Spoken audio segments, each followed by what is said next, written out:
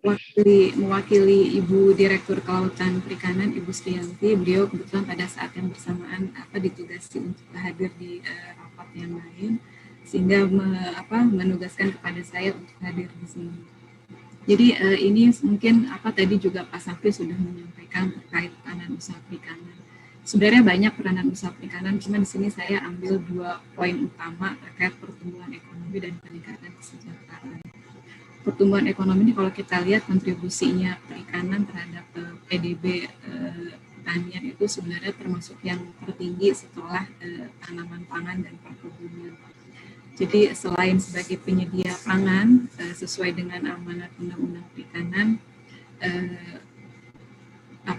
perikanan juga berkontribusi dalam penyedia bahan baku pengolahan perikanan yang nanti juga digunakan untuk ekspor perikanan. Tahun 2019 berdasarkan data dari KKP, ekspor perikanan sudah mencapai 4,94 US miliar dan sampai dengan triwulan 3 tahun ini sudah mencapai 3,76 miliar. Ada target memang untuk ekspor perikanan ini di tahun 2020 sebesar 6,1 US miliar, tapi coba kita lihat kemungkinan tercapainya di akhir tahun seperti apa mengingat adanya pandemi COVID yang tidak hanya di Indonesia tapi juga di dunia.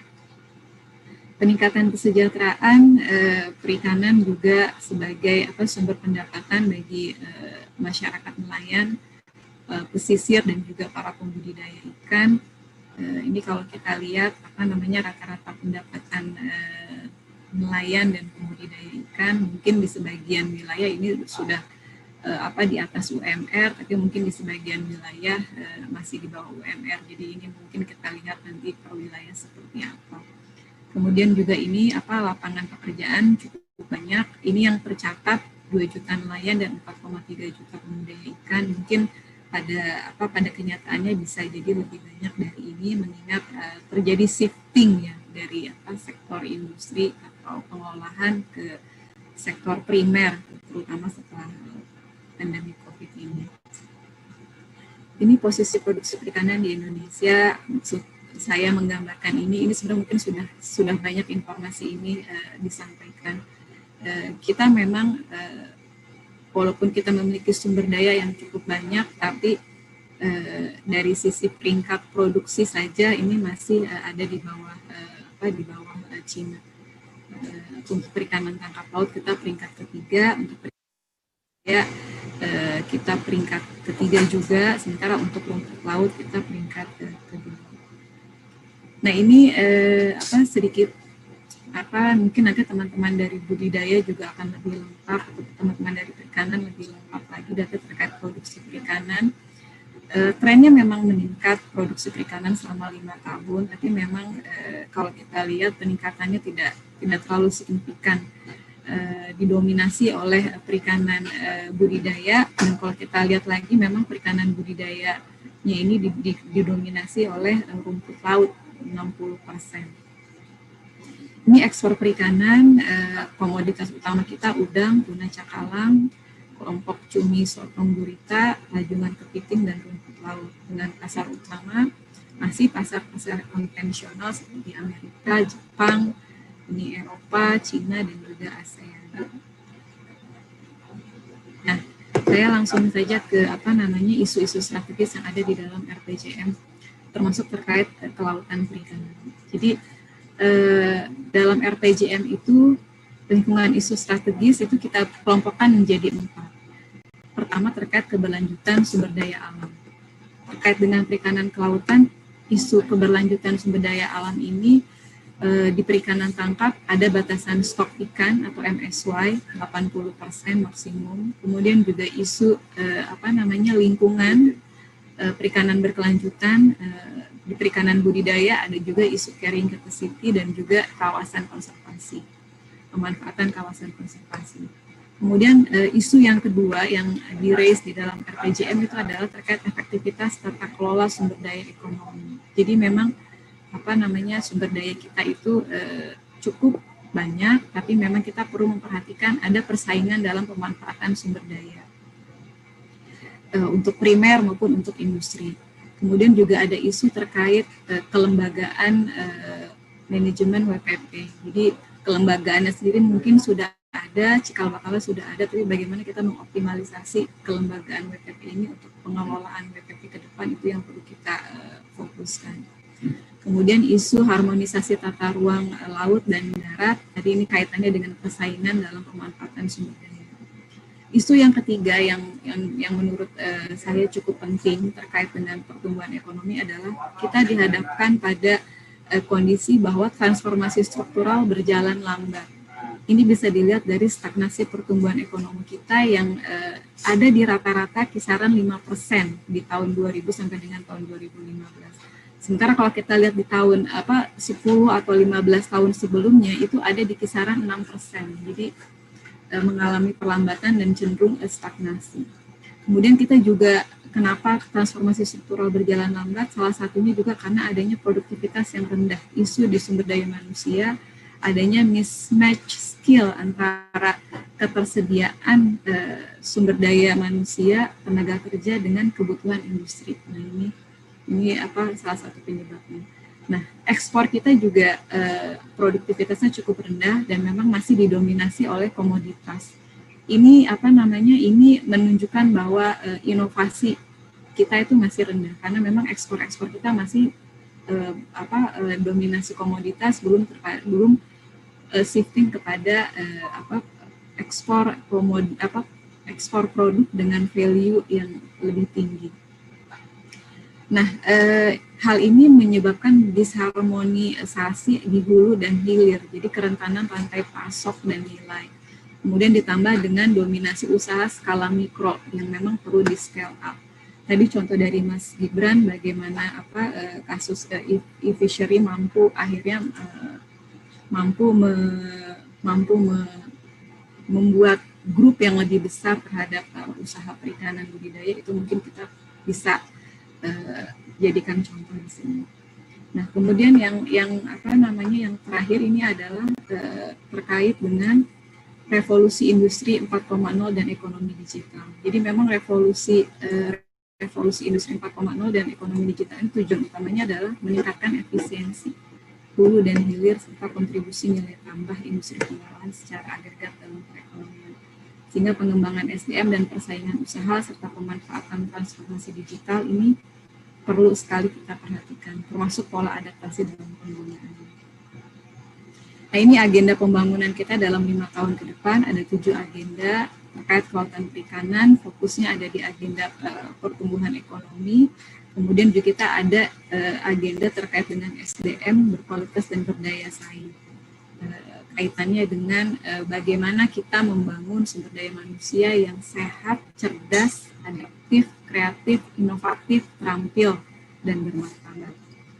Ini mungkin sasaran utama, tidak perlu saya jelaskan lebih lanjut. Nah, ini dalam RPJM itu tadi seperti saya sampaikan, kita terkait dengan prioritas nasional atau agenda pembangunan ketahanan ekonomi, di mana ada arah kebijakan, ada beberapa arah kebijakan sebagaimana kolom yang ada di tengah ini. Utamanya adalah kita menjadikan WPP sebagai basis spasial dalam pengelolaan perikanan berkelanjutan. Ada juga pengelolaan ekosistem kelautan secara berkelanjutan. Peningkatan produksi dan produktivitas masih menjadi fokus juga di sini. Kemudian peningkatan fasilitasi usaha pembiayaan juga masih menjadi fokus kaitannya dengan kesejahteraan pelaku perikanan. Serta yang terakhir yang menurut saya juga penting, terutama dengan isu pertemuan kita kali ini, yaitu terkait peningkatan kualitas dan kompetensi SDM, inovasi teknologi dan riset, serta penguatan database. Hal ini kita arahkan untuk mencapai praktek perikanan berkelanjutan dan berkeadilan. Ini arah kebijakan yang lainnya terkait peningkatan industri pengolahan berbasis pertanian, kemaritiman, dan agro yang terintegrasi dari hulu dan hilir. Nah, ini beberapa komoditas yang mendapatkan penekanan. Jadi kita memilih komoditas ini karena memang kontribusinya, tapi juga tidak menutup kemungkinan komoditas lain yang memang bernilai tinggi yang memiliki potensi untuk dikembangkan. Nah, dampak dari COVID sendiri terhadap perikanan seperti yang sudah kita tahu, ada beberapa hal, terutama tidak terserapnya hasil produksi. Jadi produksi dari yang kami lihat sebenarnya produksi tidak mengalami masalah dari sisi hulu, tapi memang di sisi pasarnya banyak tidak terserap sehingga menyebabkan penurunan harga pada komoditas perikanan. Nah, ini juga terjadi karena adanya penurunan daya beli pelaku usaha. Nah, jadi ini mungkin secara pandemi ini secara tidak langsung memaksa kita untuk melakukan langkah percepatan digitalisasi sebagai salah satu solusi dalam usaha perikanan. Transformasi digital sendiri sebenarnya merupakan salah satu mainstreaming dalam RPJM 2020-2024 yang tujuannya itu adalah untuk peningkatan daya saing dan juga sebagai salah satu sumber pertumbuhan ekonomi dengan titik berat kepada pengelolaan big data. Nah, ini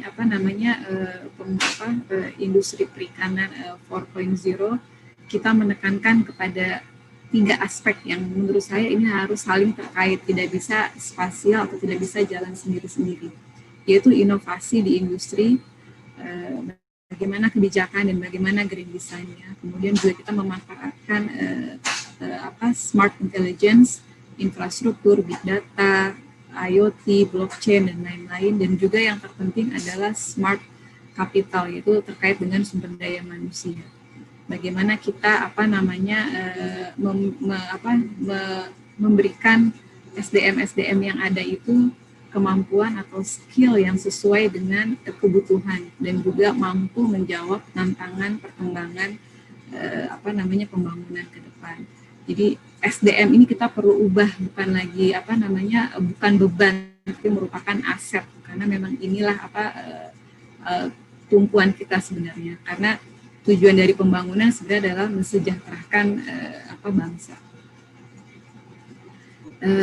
Ini mungkin sebelum terakhir ini sebenarnya semacam contoh atau idealnya dukungan teknologi dalam pengelolaan perikanan. Jadi bagaimana teknologi digital itu terintegrasi dari hulu sampai dengan hilir. Di hulu kita tahu ada produksi di perikanan, ada produksi perikanan tangkap, ada produksi perikanan budidaya. Nah, penggunaan teknologi di sini dari sisi perikanan tangkap sebagai contoh bisa menggunakan atau memanfaatkan remote sensing, big data dan teknologi fish finder untuk efisiensi penangkapan. Kemudian untuk perikanan budidaya diterapkan smart aquaculture.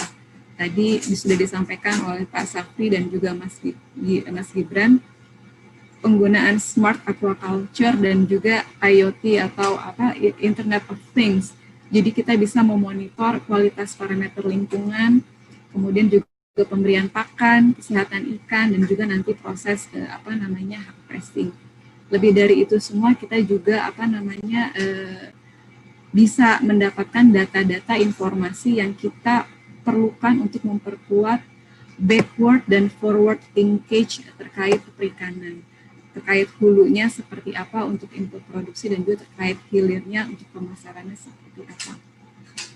Dari sisi pengolahan kita bisa menggunakan smart machine yang bisa meminimalisir kontak langsung dengan manusia dalam rangka menjaga higienitas, kemudian juga proses pengawetan yang lebih baik dengan menggunakan teknologi-teknologi adaptif tentunya di situ, sehingga kualitas dapat terjaga dari hulu sampai dengan konsumen. Dari sisi pemasaran, penerapan blockchain mungkin nanti kita bisa lebih banyak manfaatkan dalam mengoptimalkan proses pemasaran dan rantai distribusi, khususnya untuk produk-produk premium, untuk ekspor, tuna, udang dan yang lainnya. Sistem pembayaran menggunakan sistem digital untuk efisiensi sehingga kita semua jadi lebih efisien proses bisnisnya. Ini sebagai contoh saja, mungkin dalam bisa lebih beragam lagi. Terakhir mungkin sebagai penutup rekan-rekan sekalian, peningkatan inovasi merupakan salah satu modal utama selain peningkatan kualitas investasi untuk mendorong pertumbuhan ekonomi yang lebih tinggi. Ini kami sepakat terkait peningkatan inovasi, sehingga memang ekosistem inovasi perlu didorong, kapasitas SDM yang ahli, adaptif. Di sini saya melihat peranan inovatif dan tenaga kerja yang handal ini penting sekali. Selain juga iptek dan riset, serta peningkatan proses hilirisasi dan komersialisasi riset, transformasi digital, infrastruktur yang memadai, serta kematangan pasar. Optimalisasi pentahelix juga menurut kami penting untuk kita kuatkan berupa sinergitas antara pemerintah, masyarakat atau komunitas, akademisi, bisnis, dunia usaha, dan media dalam mendorong ekosistem inovasi di bidang kelautan dan perikanan yang berkelanjutan. Mungkin itu Pak Luki yang bisa kami sampaikan. Kurang lebihnya saya mohon maaf. Terima kasih. Assalamualaikum warahmatullahi wabarakatuh.